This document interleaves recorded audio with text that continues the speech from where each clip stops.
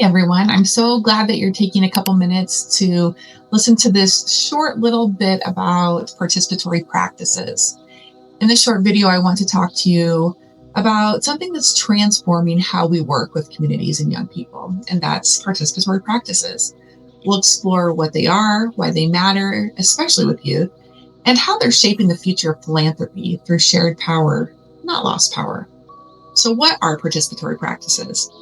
At their heart, participatory practices are about doing things with people, not to them and not for them. They're grounded in the belief that the people most impacted by a decision should have a meaningful role in making it. This means inviting people, especially youth, to co-create programs, to shape policies, and to make real decisions about the systems that affect them.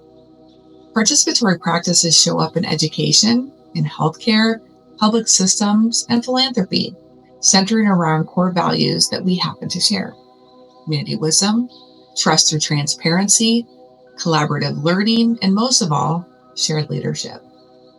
So how does this show up in philanthropy?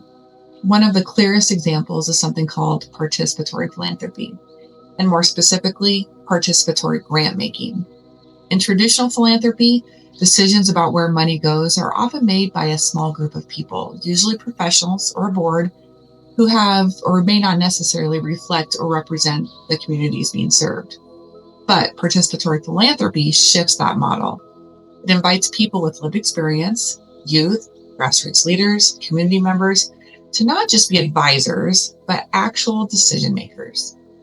They might help set funding priorities, design grant processes, review applications, and decide how resources are allocated.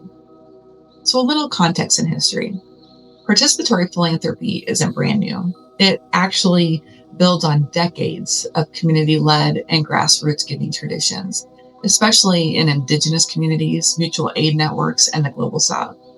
What's new is that more mainstream philanthropic institutions are finally recognizing that trusting communities with decision-making power leads to deeper impact, not less impact.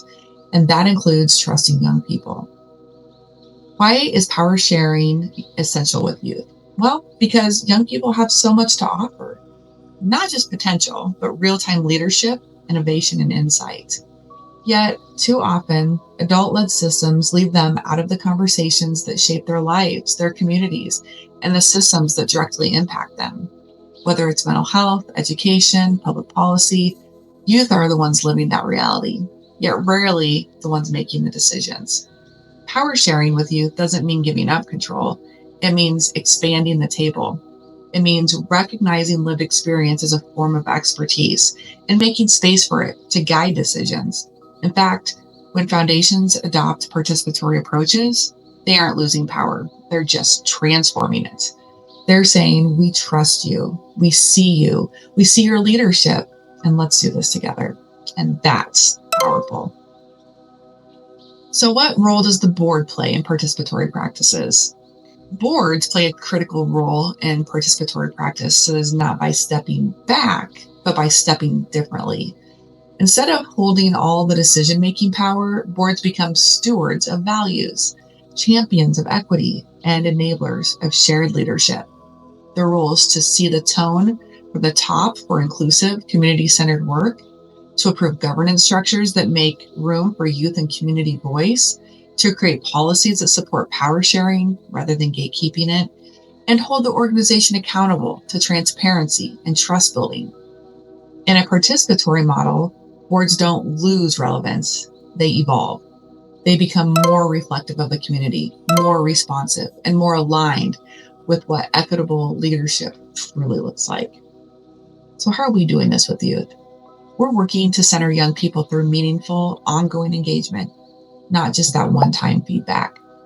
That might include youth grant-making teams that review and award funds, leadership councils and boards that help guide our youth programs and strategies, leadership programs that equip them with the skills to lead, learning circles and co-design sessions where youth shape the vision, and ongoing mentorship and partnership that treats young people as collaborators, not just recipients.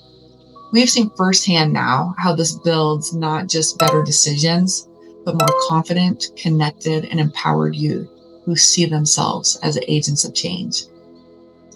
So, in parting, participatory practices, especially with young people, are about more than inclusion.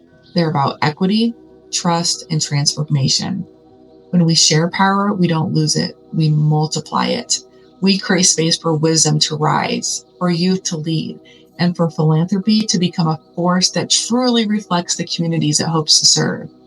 So thanks for listening and for being part of this movement that centers voice, values collaboration, and builds a future with youth, not just for them. Thanks, everyone.